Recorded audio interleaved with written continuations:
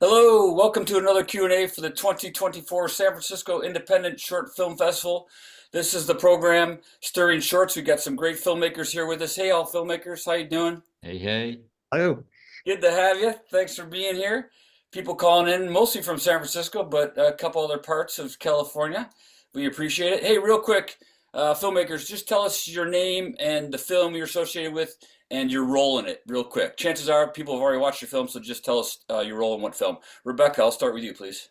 My name is Rebecca Goy-Kadosh, and I am part of Celeste and the Therapy Session.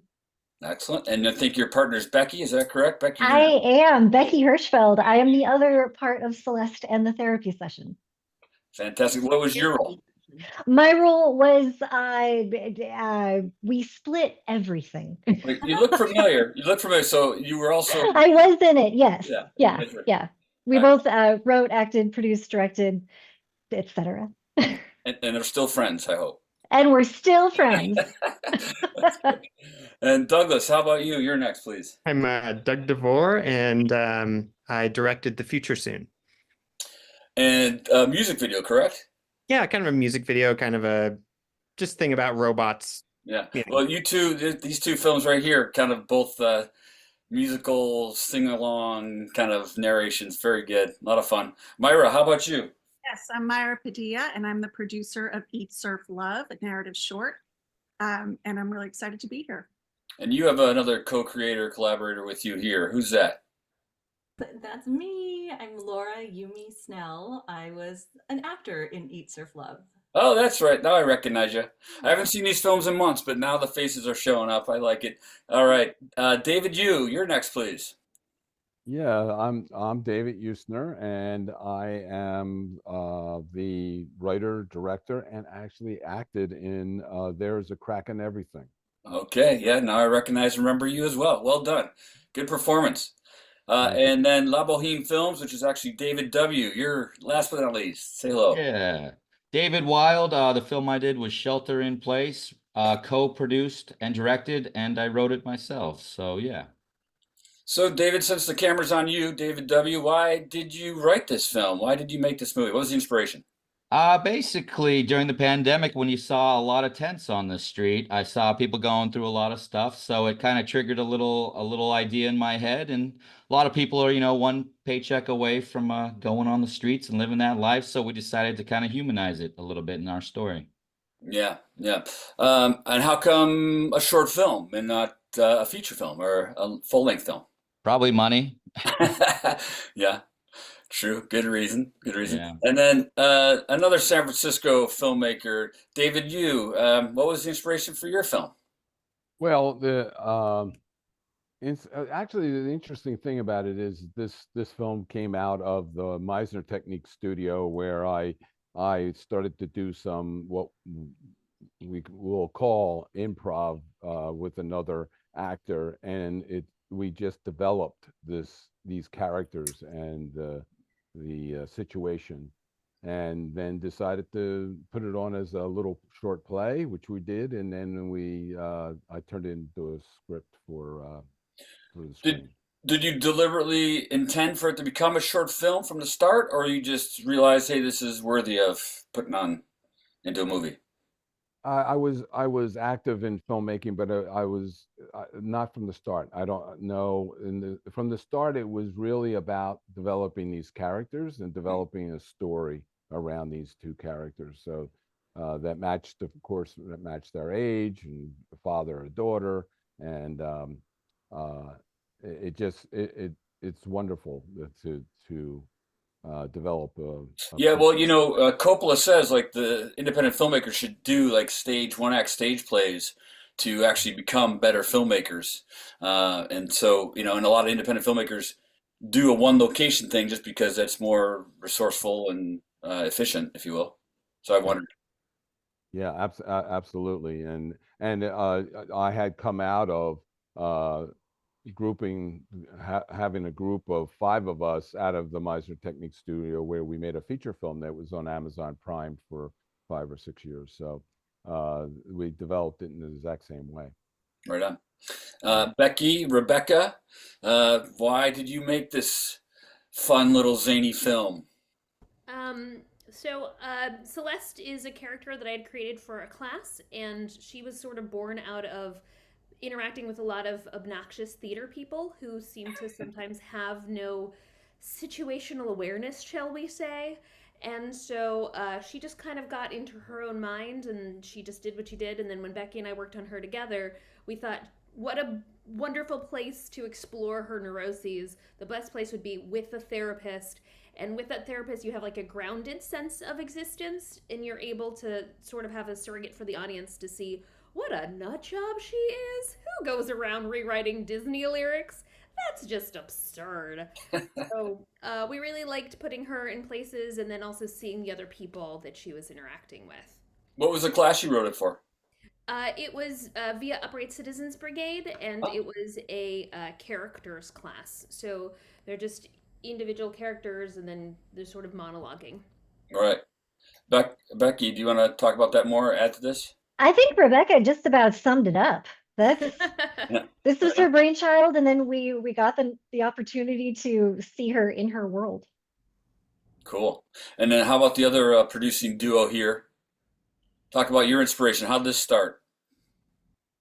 Who are you referring to? Me? Yeah, you or Laura, you can jump in. Well, who came to who? You're the producer, so did you initiate it or what?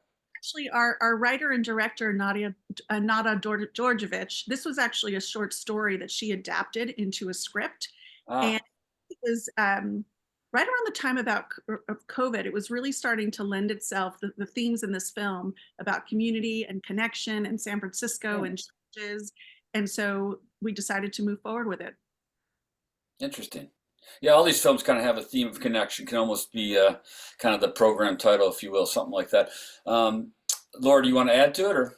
Sure. I can't take any producing credit for this. I was just a mere actor. No, I was so lucky to be a part of this production. Naga and I were in a writing group together, and she was like, "Hey, you are a fun writer, but you also seem like you'd be great for my film." So are you an actor normally? I am an actor. Yeah. So you weren't cast through like a normal casting process? Yes, where the director said, "Hey, I like you. You should read my materials." And then, yeah, she brought me on board, and it was lovely to be a part of this project because it was about an awkward girl moving from New York to California, and I had just done that in real life. Oh, this is great. It's not a meet cute, it's a meet awkward, and navigating love and life and all the wonderful things being, in our young adult life in San Francisco. It was a lovely love letter to this city. I agree with that completely. Good description. And Douglas, your inspiration for this fun music video. There was a really talented musician. There is a really talented musician named Jonathan Colton who did this song, and I asked him if I could do a video to it, and he said, "Yeah, go ahead." And I just thought it would make the song is great because it's a narrative. It's like this kind of ballad, and I thought this would make a fun narrative. I've worked in television before, but I always did things that I had to do, and I wanted to make a short film, just something that would be fun. I hadn't made one before, and I thought it's going to be fun just to do something for fun and not because I have to. So this was my my experiment with doing something that I'd really enjoy, and it took way longer than I thought. Yeah, they always do, but it's good that you found a time to do your own creative pursuits because I know what you're talking about. How long did it take you? Oh, geez, it's an embarrassing answer. But no, come on, go ahead, tell us. Say when I started, my daughter was just learning to walk, and now she's just entering high school. Now she's leaving the house. Wow, that's a long time. Yeah, it's a long time. Well, good for you. Way to stick to it. What was one of the biggest challenges of making the film? It was actually, so there's some parts where I had like 20 different actors, like during a roller skating scene, and I had to rent a studio and set up a green screen, and just coordinating those types of shots.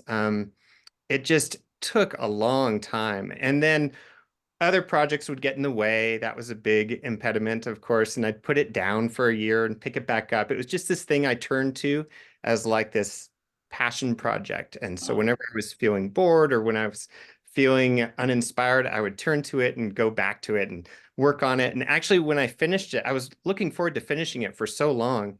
And when I finally did, I kind of missed it. I was like, oh, so. That's good. That's true. Close to your heart. You can tell by that. How about Laura? What a challenge for your film.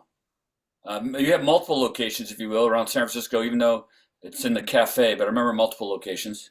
Yes, we shot in Manny's in San Francisco and this other wonderful little cafe Nook on Hyde Street. I think for me as a first-time producer, I think it was learning all the hats. So I helped produce, location scout. I was also doing second camera work, which was like a big learning because I don't know if many of you know this about our film, but we shot it on an iPhone. So we had two people shooting on iPhones, which was great. And then just the everything that comes in post-production, the many edits, music, fundraising, all those things that really come into completing a film. So it is truly a labor of love, and I feel really grateful that we had such a I can kind of tell I'm a filmmaker myself. Did the iPhone provide more challenges than benefits, or was it more of a advantage overall? I found it, because it was my first time working with it, to be quite liberating. You could just be in the moment, crouched down, standing up. I felt like it gave me a lot of flexibility. Did you have approval or what do you call it, permits or allowance to go film everywhere you did? Yes. Even with the phone, you went and got the proper. Wow, Yeah.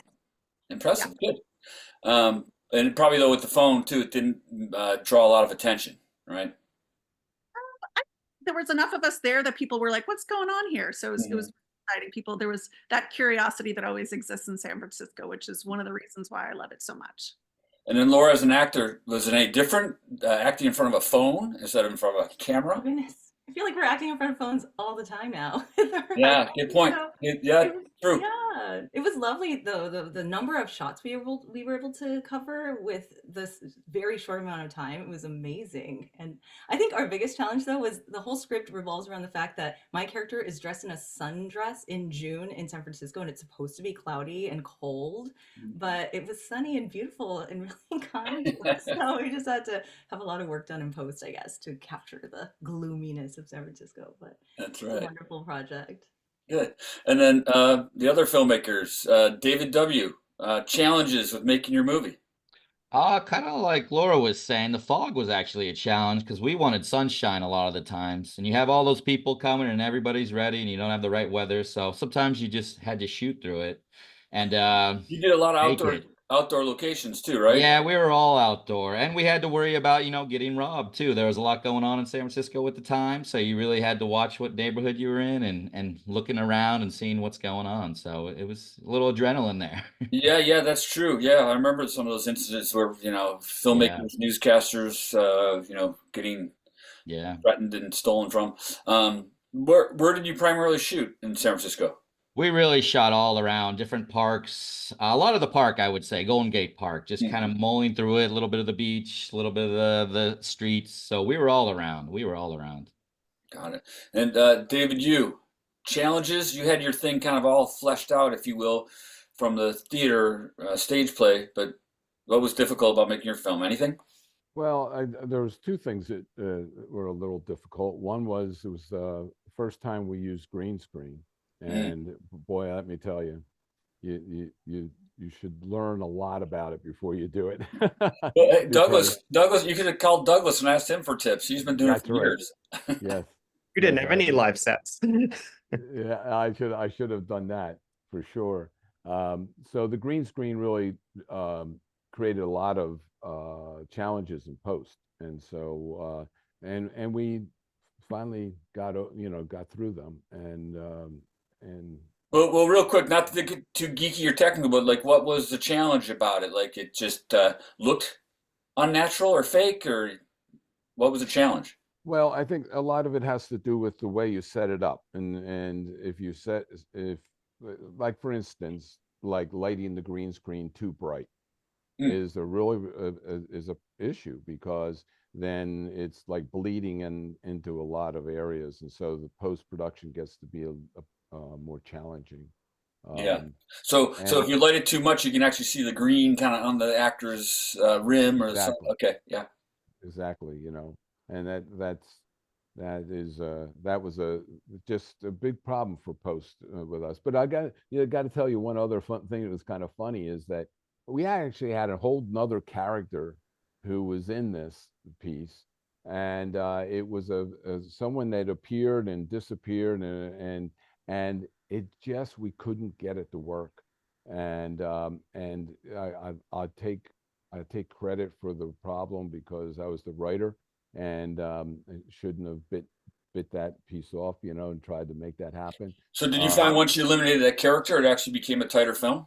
And that, well, I think so. I think it really did because the extra character was not something that I should have gone after, but it presented challenges, Right. in the editing because now there's certain footage you could use and not use. Yeah. Yeah. That's So, it. but hey, every film has its that's why you're asking the question, I know, because Yeah. every film finds that hurdle they have to jump over. Yeah, and it either overcoming that hurdle, that challenge, actually improves the film, or it just consumes you and wins the war, if you will. And Becky, the Beckys, Rebecca and Becky, challenges, but also I'm just thinking about your singing because that must have been kind of because you have green screen too. There are times where it's like, oh, I can tell it's green screen, but it goes with the kind of the zaniness and the funness of it. It didn't have to be perfect, right? So you could let it go. But what was some challenges for you?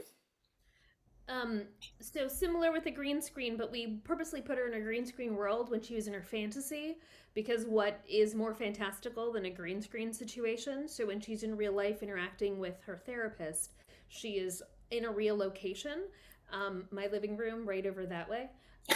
And so thanks all for coming over. A big budget film?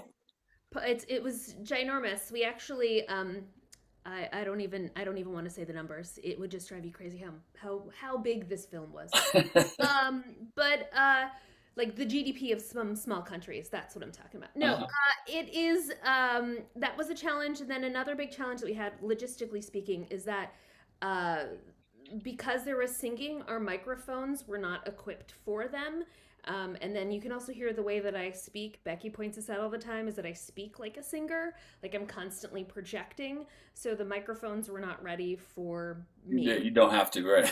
No, but that was some things. Becky, do you want to add to that at all, or?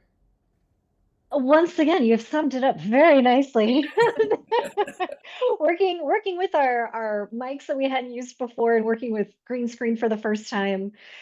We also shot it on a telephone. Yeah. So yeah, it was a really solid idea before we turned it into a short, which I think was really helpful in Cool. circumventing some things that could have gone awry. And then how about working together? You're still smiling, both of you, so it was a worthwhile. Yeah, we're in a sketch troupe together. We're in a sketch duo called Best Frenzy. So we do a really good job writing and creating things together. Very cool. We call ourselves cheerfully pessimistic. Like we just sort of take things with aplomb and then go after them, but we also sort of expect things to go just a wee bit awry. Mm-hmm. Yeah, and then we'll roll with it. Yeah, cool. And I think as improv, performers should, right? As improv actors do. But why'd you turn it into a film? Like, why didn't you just keep it as a stage improv thing? Well, I think this might. I'm sorry to cut you off, Rebecca, but if please. I had written another sketch with a character that was really similar to Celeste, and Rebecca was like, "Oh my gosh, I already have this." So we expanded that character and put them together. So we were like, Celeste and the therapist really needs to be a part of our bigger world that Celeste is a part of. So that's why we adapted this one. Got it. And did you just do it like for, entertainment purposes, or did you hope to, convey a message or tell the audience something, or just purely entertain them? There's definitely a message about connection. She's a cautionary tale, isn't she? She's a cautionary tale for somebody who doesn't look introspectively. You should take her on as like, do not become a Celeste. You know a Celeste in your life. You may be a Celeste, just don't cross that threshold, and really like take from your therapy lessons, from your therapy sessions, like learn from them. Like if you find things out, take those lessons to heart. Don't just, let them wash over you like a surfer in the ocean. Yeah. Just Don't, really, don't waste good money. Well spent. Yeah. Exactly. yeah. Myra, Myra, can't hear you. Thank you. Sorry, I was trying to avoid some outside noise. No, thank you for the surfer in the water. I would say our film is really about wanting to. It is a love letter to San Francisco, and I think it was produced at a time when there's a lot of false narrative or incomplete narrative about San Francisco, and we really wanted to highlight that yes, there are some challenges, but there's also a city that we all love and that is full of charms still, and a story of connection. So I think it's just an opportunity to present a bigger, fuller, complete story about San Francisco, the city that we love so much. Yeah, I love that about the film, for sure. One of the aspects I loved about it. Laura, you want to jump in on this at all? Just what you hope your performance conveys or gets out of an audience reaction? Yeah, thanks. I just hope, I mean, Myra always just articulates everything so beautifully, but I'll just add that I think everyone knows what it's like to be awkward in certain situations, fish out of water feeling, and being young and looking for love or career success or anything. And Or just dating, right? yeah, just anything. And it's like, we all know what it feels like. And so we hope that people watching this film will feel hopeful, knowing that, hey, sometimes these challenges can turn into something wonderful at the end of it. I don't know. Douglas, how about you? Just entertainment value, which is purely entertaining. It was such a joy to watch, but is there some sort of an audience Some big reaction? takeaways and big lesson you're supposed to learn from it. Or an audience reaction? Make one up right now. No, it's I mean, you mostly. spent, how many years of your daughter's life working on it? So I mean, Yeah, it's a lot. It's a lot. I mean, she actually appeared in it as like a little tiny kid roller skating, and then at the end she's in it again as like a preteen. So wow. you can see her age. That was one of the problems we had, is the actors kept aging. I wish that would happen. Like you have to be careful. I had to reshoot everything at the end. Okay, we got it all figured out. All the backgrounds are made. We'll just reshoot everything. But the big takeaway, it's really just something for fun. It's enjoyable. I wanted to have the character not have a typical character arc. I wanted them, and I think Becky and Rebecca, you did this too, where it seems like the character finally learned something at the end, but then it turns out they didn't. I wanted to do that same thing, just kind of like, oh, they learned something. Oh, nope, they didn't. It's just nope. So, And then what about the two Davids? What'd you guys learn? La Boheme Films. What'd you learn? I mean, it's just a guy that's kind of getting through his grief. So it's just kind of like, just keep trucking, keep trying, keep fighting, and you'll get there. And as let people help you. So Yeah. just the guy getting through a bad situation, pretty much. Yeah. Yeah, it was tough. I'm glad he does kind of, for lack of a better word, recover, get back on his feet. Bit of a happy ending, yeah. And I do appreciate that he was a restaurant worker. I've been in the restaurant industry, so that's a tough one. Yeah, it is. And especially getting hit during the pandemic, right? Yeah, double hit. How come your character was in the restaurant business? Do you have any? No particular reason. It's just the way I wrote it, I think. And then your writing, any influences on your writing? I do a lot of playwrights, actually. That's what really got me writing in the first place. A lot of Arthur Miller, stuff like that, Eugene O'Neill, and those guys really got me into dialogue and just drama in general. So yeah, I kind of I mimic them a little bit. Right.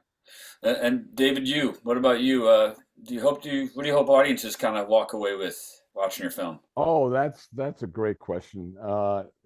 What I called my dad right after watching your film. Oh yeah, there you go. You see, exactly. It's like the idea that as children, we don't know what really happened with our folks. We make up stories about, because they're not filling us in on all the stuff that's going on, and so I think that's so true. I'm sorry to laugh. My dad's in Tampa, Florida, and he was always okay. He didn't evacuate. Anyways, I digress. But he wasn't telling the truth. Tornadoes come. He wasn't telling the truth, right? right. Well, you don't really know what's going on, and then you discover something, and you go, "Oh my God, oh, well, actually, they're a lot like me," you know. I'm trying to figure it out, right? Like our parents are bringing this up while they're trying to figure out life, and we think somehow they've got a corner on it, but they don't. And and so this film, the chance for the daughter to have a conversation with her father, her dead father, is just an opportunity where she discovers that it wasn't all as it seemed. Well, we got time for maybe one or two more questions. And since the camera's on you, David, would you do it again? Did you learn Oh, something, or at oh, a moment? I have been. I've made quite a few films since this, and even gotten a couple of them in your festival, Seed Spirit, and Oh yeah, right on. Good to see you Freckle. again. Freckle was another one, Good to and see you again. Now I recognize you. yeah, I formed a film collective in San Francisco, and we've got some very high caliber people working, and we haven't gotten to making another feature, but it's on our list. So we are working on it. Cool, But great. I can't seem to avoid it. It's in your blood. I guess. Yeah. So. And David W., what's a takeaway for you? You learn anything? Probably to get a producer, honestly, because I produced it. It's crazy hard and stressful, but to get someone to help you with all that, honestly. Yeah, that's so true. Filmmaking is hard. You got to have Yeah. good collaborators for sure. And speaking of collaborators, the Beckys, sorry to call you the Beckys, Becky and Rebecca. What'd you learn? What's the takeaway? Same. We're in pre-production for a new short, and we brought in someone to help us. So we have a director of photography and etc. So that's one of the things that I learned, Rebecca.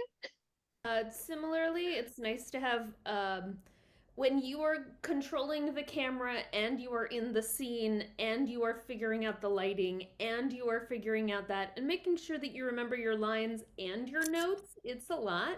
So even just having another person just there will be a lot easier. Just a nice warm body.